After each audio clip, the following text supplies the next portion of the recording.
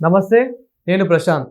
CM Revanth Reddy గారు అదేవిధంగా చిరంజీవి గారు ఇద్దరు అయితే కలవడం జరిగింది. ఎందుకు కలిశారు, మరి కలిసిన తర్వాత ఏం మాట్లాడారు అనే విషయాలు అయితే తెలుసుకుందాం. దీని గురించి అయితే మాట్లాడేందుకు ప్రస్తుతం మనతో పాటు సీనియర్ జర్నలిస్ట్ సిఎస్ రావు గారు ఉన్నారు. నమస్తే అండి. నమస్తే సార్, చిరంజీవి గారు సీఎం రేవంత్ రెడ్డి గారు ఎందుకు కలిశారు, ఎందుకు భేటీ అయ్యారు, భేటీ అయిన తర్వాత ఏం మాట్లాడారు?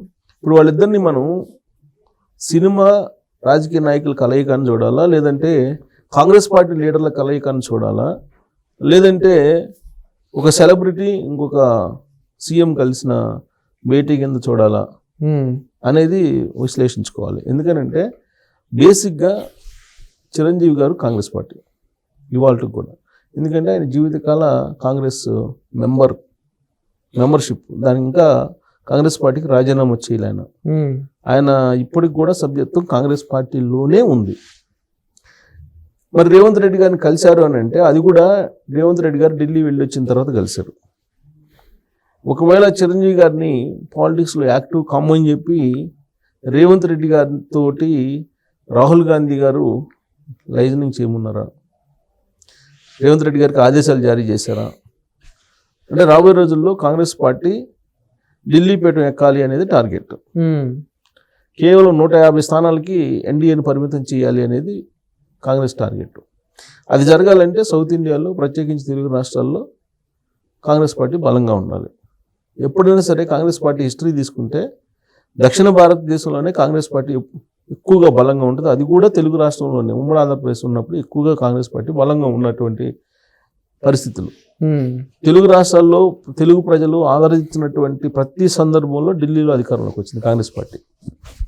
కాబట్టి ఈసారి తెలుగు రాష్ట్రాల్లో కాంగ్రెస్ పార్టీకి భవిష్యత్తు ఉండాలి, పునర్వైభవం రావాలి అని అంటే చిరంజీవి గారు లాంటి వాళ్ళు ఉండాలి అనేటువంటి అభిప్రాయం చాలా కాలం నుంచి సోనియా గాంధీ ఫ్యామిలీలో ఉంది. రాహుల్ గాంధీ గారు కూడా చాలా సందర్భాల్లో ప్రయత్నించాడు యాక్టివ్ చేయడానికి. ఆయన ఆంధ్రప్రదేశ్ పిసిసి అధ్యక్షుడిగా కూడా బాధ్యతలు చేపట్టమని చెప్పి ఆయనకి అప్పట్లో ఆఫర్ ఇచ్చారు. కానీ ఆయన రాజకీయాలకు దూరంగా ఉంటున్నారు. కానీ రాజకీయాలు ఆయన్ని దూరంగా ఉంచనివ్వట్లేదు. ఒక సినిమాలో డైలాగ్ కూడా అదే, రాజకీయాలకు నేను దూరంగా ఉండాలనుకుంటున్నాను కానీ రాజకీయాలు నన్ను దూరంగా ఉండనివ్వట్లేదు అనేటువంటి డైలాగ్ కూడా ఉంది. ఎందుకనంటే ఇప్పుడు ఆయన పాటికి ఆయన సినిమాలు తీసుకుంటున్నారు, కానీ నరేంద్ర మోడీ గారిని కలిసినప్పుడు బీజేపీలోకి వెళ్తున్నాడని ఇలాంటి ప్రచారం జరుగుతుంది. ఆయన ఏదో రాజ్యసభ అవుతారని, రాజ్యసభ ఇచ్చేసి సెంట్రల్ మినిస్టర్ చేస్తారని, లేదా ఆయన్ని గవర్నర్ చేస్తారని, ఇట్లా రకరకాలుగా చర్చలు నడిచినాయి. పవన్ కళ్యాణ్ జనసేన పార్టీలో చేరతాడని, జనసేన పార్టీలో చేరి అక్కడి నుంచి ఆయన రాజ్యసభకి వెళ్తాడని, ఇట్లా రకరకాలు. ఇప్పుడు జనసేన పార్టీ ఎక్కడుంది? ఎన్డీఏలో ఉంది. ఎన్డీఏలో కీలక భాగస్వామి జనసేన పార్టీ. మరి చిరంజీవి గారు మరి కాంగ్రెస్ పార్టీలోకి వెళ్తారా అని అంటే కాంగ్రెస్ పార్టీలో ఉన్నారు చాలామంది. ఆయన రాజకీయాలు దూరం అంటున్నారు కానీ ఇవాళ కూడా ఆయన కాంగ్రెస్ పార్టీకి రాజీనామా చేయలే. ప్రజారాజ్యం పార్టీని కాంగ్రెస్ పార్టీలో విలీనం చేసిన తర్వాత ఆయన కాంగ్రెస్ పార్టీ శాశ్వత సభ్యత్వాన్ని తీసుకొని కేంద్ర మంత్రి అయ్యాడు. ఆయన కేంద్ర మంత్రి అయిన తర్వాత 2014 ఎన్నికల్లో ప్రచారం కూడా చేశారు కాంగ్రెస్ పార్టీకి. కాకపోతే కాంగ్రెస్ పార్టీని చేతికరించుకున్నారు ఆంధ్రప్రదేశ్ ప్రజలు. దాంతో చిరంజీవి గారు రాజకీయాలకు దూరంగా ఉంటూ వచ్చారు. కానీ మధ్యలో సోనియా గాంధీ గారు మాట్లాడటం కానీ, లేదంటే రాహుల్ గాంధీ గారు మాట్లాడటం కానీ జరుగుతుంది. అట్ ద సేమ్ టైం బీజేపీతో కూడా ఈయన టచ్లో ఉన్నారు. పైగా వీళ్ళు ఉపాసనాన్ని కోడలు చేసుకున్న తర్వాత వీళ్ళు ఎక్కువగా బిజినెస్ మీద ఎక్కువగా కాన్సన్ట్రేషన్ చేస్తూ ఉన్నట్టు కనిపిస్తూ ఉంది. కానీ at the same time Chiranjeevi గారు రాజకీయాల్లో లేకపోయినా ఉన్నట్టే కనిపిస్తూ ఉంటారు. మరి ఇలాంటి సందర్భంలో అసలు రేవంత్ రెడ్డి గారిని కలవడం, రేవంత్ రెడ్డి గారితో ఈయన భేటీ మాట్లాడటం అనేది, ఆ మధ్యకాలంలో ఏదో ఒక మీటింగ్లో కూడా మా కాంగ్రెస్ లీడర్లే చిరంజీవి అని చెప్పి అన్నాడు రేవంత్ రెడ్డి గారు. మరి మళ్ళీ యాక్టివ్ చేయబోతున్నారా రాబోయేటువంటి రోజుల్లో? పైగా జూబ్లీ హిల్స్ బై ఎలక్షన్స్ వస్తున్నాయి. జూబ్లీ హిల్స్ బై ఎలక్షన్ లో చిరంజీవి గారి చేత ఏమన్నా పోటీ చేయిస్తారా? పోటీ చేయించే అవకాశం ఉందా కాంగ్రెస్ పార్టీ తరఫు నుంచి? అసలు ఎందుకు కలిశారు అనేది ఇప్పుడు పెద్ద చర్చ నడుస్తుంది. ఇప్పుడు వాళ్ళిద్దరు కలిసినప్పుడు ఎందుకు కలిశారు అనేది మనం ఆప్షన్ తీసుకొని చర్చించుకోవచ్చు. ఫస్ట్ ఏంటి, ఇప్పుడు ఇద్దరు రాజకీయ నాయకులు కోణంలో చూస్తే కనుక జూబ్లీ హిల్స్ బై ఎలక్షన్లో ఏమైనా రంగంలో దిగే అవకాశం ఉందా, లేదా అట్లీస్ట్ కాంగ్రెస్ పార్టీ వైపు నుంచి ప్రచారంలోకి దించే అవకాశం ఉందా? ఒకటి. రెండు, ఆయన ఏదో ఈ మధ్య కాలంలో జూబ్లీ హిల్స్ పరిధిలో ఇల్లు కట్టాడట, దానికి ఏదో పర్మిషన్స్ పూర్తి స్థాయిలో లేవు, అదేదో మాట్లాడుకోవడానికి వెళ్ళారు అనేది ఒకటి వినిపిస్తుంది. సో 3 తమాషా ఏంటంటే యాదృచ్ఛికమో లేదంటే అది విచిత్ర పరిణామం జరిగింది. ఇప్పుడు నిన్న కలిశారు చిరంజీవి గారును రేవంత్ రెడ్డి గారు. ఇవాళ తెలంగాణ స్పోర్ట్స్కి సంబంధించినటువంటి వైస్ చైర్మన్ పదవి ఉపాసనకి ఇచ్చారు. ఓకే, స్పోర్ట్స్కి సంబంధించి స్పోర్ట్స్ ప్రమోషన్ సంబంధించి ఇది కమిటీ ఉంది. ఆ కమిటీకి ఉపాసనని అనౌన్స్ చేశారు, కొద్దిసేపటి క్రితమే అనౌన్స్ చేశారు ఉపాధ్యక్షురాలుగా. అధ్యక్షుడిగా సీఎం ఉంటాడు అనుకోండి, ఉపాధ్యక్షులకి ఈవిడిని ఎంపిక చేశారు. ఈవిడ కూడా ట్వీట్ చేశారు థ్యాంక్స్ చెప్తారు సీఎంకి.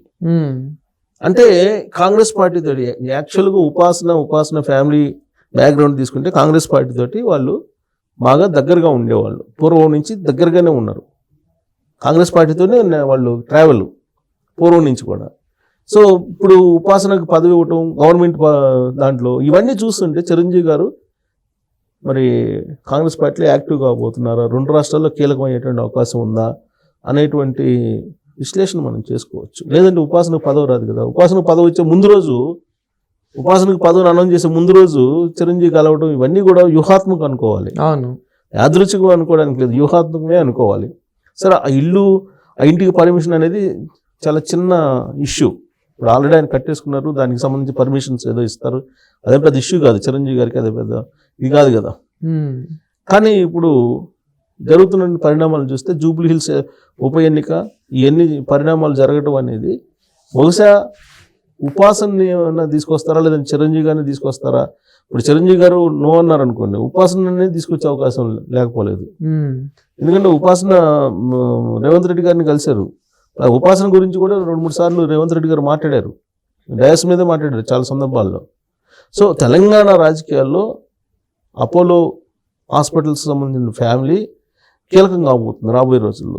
కీలకం అవుతుందంటే ఆటోమేటిక్గా మెగా ఫ్యామిలీ కూడా కీలకం అయ్యేటువంటి ఛాన్సెస్ ఉన్నాయి. సో వాళ్ళిద్దరు భేటీని ఖచ్చితంగా నాన్ సీరియస్గా అయితే తీసుకోవడానికి లేదు. సార్, ఒకప్పుడు రాజకీయాల్లోనే ఉన్న చిరంజీవి గారు అతనికి అంత సక్సెస్ఫుల్ కాలేకపోయారు రాజకీయంగా, కానీ ఇప్పుడు మళ్ళీ రీఎంట్రీ కనుక ఇస్తే చిరంజీవి గారు సక్సెస్ అవుతారా, పవన్ కళ్యాణ్ గారు లాగా సక్సెస్ అవుతారా? ఇప్పుడు సక్సెస్ ఫెయిల్యూర్ పక్కన పెడితే ఇప్పుడు చిరంజీవి గారి సినిమాలు విశ్వంబర ఒకటి ఉన్నట్టుంది, ఇంకోటి ఏదో అనిల్ రావుపూడి గారు ఏదో ఒక సినిమా ఉన్నట్టుంది. ఈ సినిమాలు అయిపోయిన తర్వాత ఏం చేస్తారు చిరంజీవి గారు? ఒకవేళ అవి ఆడితే ఓకే, అవి ఆడలేదనుకోండి, ఇప్పుడు మార్కెట్ అయితే ఆయనకు అంత పెద్దగా లేదు కదా. అంటే ఆయనకు ఉండేటువంటి గుడ్ విల్ ఆయనకుంది, కానీ ఇప్పుడు మారినటువంటి జనరేషన్ క్రమంలో ఆయన సినిమాలు నిలబట్టలేదు కదా గతంలో మాదిరిగా. ఎట్ ద సేమ్ టైం ఇప్పుడు ఉండేటువంటి పరిస్థితుల్లో ఇప్పుడు జనసేన నిలబడింది, ప్రజారాజ్యం పార్టీ నిలబడలేదు, అది వేరే విషయం. జనసేన నిలబడింది కదా, పైగా కీలకంగా ఉన్నారు కదా. సో తమ్ముడు రాజకీయాల్లో సక్సెస్ అయినప్పుడు తాను ఎందుకు సక్సెస్ కాకూడదు అనేది కూడా ఒకటి ఉంటుందిగా. సో ఒకసారి ప్రజారాజ్యం ఫెయిల్ అయినంత మాత్రాన పర్మనెంట్గా రాజకీయాల్లో ఫెయిల్ అవుతామని చెప్పి అనుకోవడానికి కూడా లేదుగా. ఒక్కోసారి సక్సెస్ కావచ్చు, ఒక్కోసారి ఫెయిల్ అవ్వచ్చు. పైగా కాంగ్రెస్ పార్టీ 130 సంవత్సరాల చరిత్ర ఉన్న పార్టీ, పరిస్థితులు అనుకూలిస్తున్నాయి. ఇప్పుడు ఎందుకు అనుకూలిస్తున్నాయి? ఇప్పుడు మొత్తం చిరంజీవి గారి ఆస్తులన్నీ ఎక్కడ ఉన్నాయి? తెలంగాణ పరిధిలో ఉన్నాయి. ఆంధ్రాలో ఆయనకేం లేవు ఆస్తులు. ఇక్కడైతే రాజకీయపరమైనటువంటి ఒక అండ అయితే కావాలిగా. రాజకీయాల్లో లేకపోతే ఆస్తులను కాపాడుకునే పరిస్థితులు ఇవాళ ఉన్నాయా అంటే చాలామంది ఏమంటారు, రాజకీయాల్లో ఉంటేనే ఆస్తులు కాపాడుకోవచ్చు అని చెప్పి ఒక భావన ఉంది. ఇప్పుడు సోకాల్డ్ బిజినెస్ పీపుల్ అందరూ మన అసెంబ్లీలో తీసుకుంటే 190 మంది పారిశ్రామికవేత్తలు, వాణిజ్యవేత్తలు, వ్యాపారవేత్తలే కనపడతారు మనకి. వాళ్ళు ప్రజాసేవ చేస్తామని వస్తారు, జనాలు ఓట్లేస్తారు, కానీ వాళ్ళు వచ్చిన పర్పస్ వేరే ఉంటుంది. ఇప్పుడు చిరంజీవి గారికి కావాల్సింది ఏంది? రాజకీయపరమైన అండ కావాలి.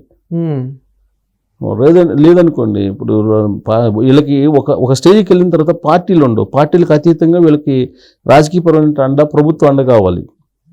సేమ్ ఇప్పుడు సెంట్రల్ గవర్నమెంట్లో ఏదున్నా కానీ అదే ఆదాన్ని అదే అంబానీ నడిపిస్తుంటారు.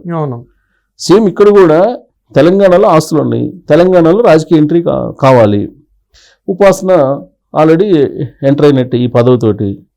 అక్కడ ఆంధ్రప్రదేశ్లో చిరంజీవి గారికి ఒకవేళ ఆయన రావాలనుకుంటే కనుక వస్తారు, లేదంటే రాజ్యసభకు పంపిస్తారు. 2 రాష్ట్రాల్లో మీరు ప్రచారం చేయండి అని చెప్తారు.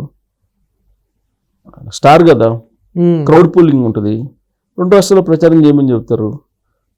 రాజ్యసభకి వెళ్తాడు, కాంగ్రెస్ తరఫు నుంచి రాజ్యసభకి వెళ్తారు, ఏముంది.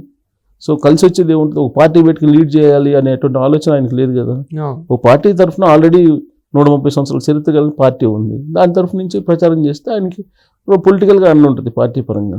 సో ఇంకా అంతకన్నా ఆయనకి పెద్ద అంబిషన్స్ పార్టీ పెట్టి మళ్ళీ అధికారంలో రావాలనేది లేదు కదా. ఆల్రెడీ ఆయన నేను రాజకీయాలకు దూరం అంటున్నారు, కానీ రాజకీయాలు ఆయన వదిలిపెట్టలేదు, ఏదో ఒక రకంగా లాగాలనే ప్రయత్నం చేస్తున్నాయి. కాబట్టి రేవంత్ రెడ్డి గారు బహుశా నేను అనుకుంటా ఆ మౌల్డ్ చేయటానికి ఆ భేటీ ఏమో అనిపిస్తుంది. Thank you sir.